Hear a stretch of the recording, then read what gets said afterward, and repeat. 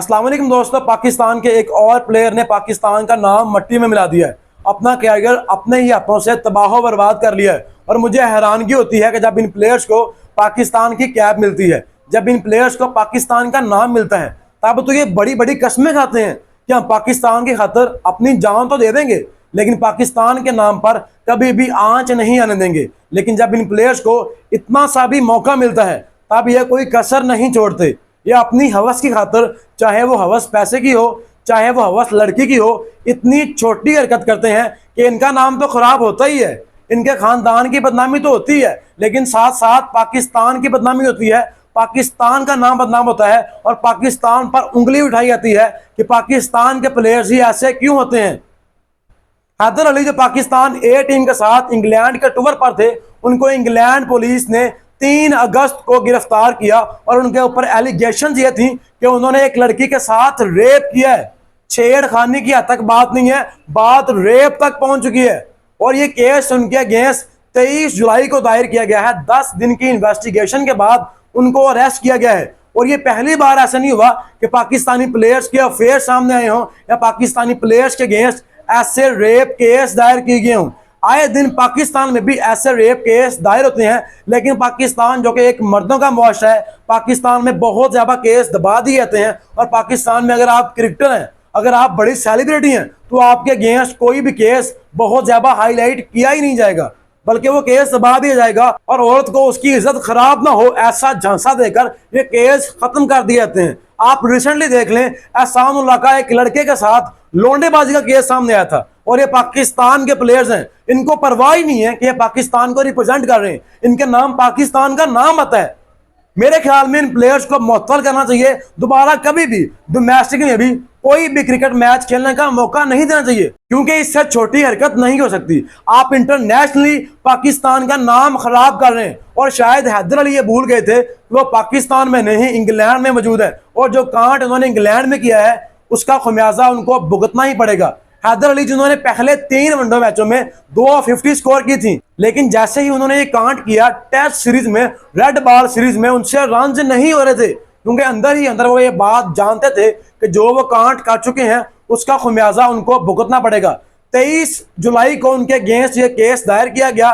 10 दिन की इन्वेस्टिगेशन के बाद 3 अगस्त को इंग्लैंड की पुलिस ने कैंट के काउंटी क्रिकेट ग्राउंड में हैदर अली को प्रैक्टिस सेशन के बाद, जब वो पवेलियन की तरफ वापस आ रहे थे, उनको अरेस्ट किया। और हैदर अली को अरेस्ट करने के लिए 4 पुलिस की गाड़ियां ही थी।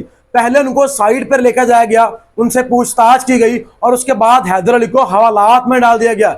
आज भी वहां की क्रिकेट इंतजामिया शर्मिंदा है कि आज से पहले कभी भी ऐसा वाकया पेश नहीं आया।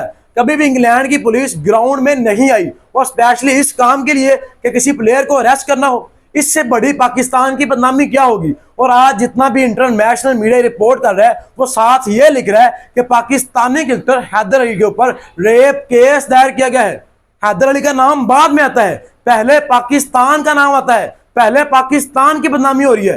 हैदर अली को कौन जानता है? सब जानते हैं कि ये पाकिस्तान का प्लेयर है। और आपको शर्म नहीं आ रही कि आप एक क्रिकेटर होने के नाते आप अपनी नेशनल ड्यूटी पर मौजूद हैं और आप ऐसी छोटी हरकत कर रहे हैं।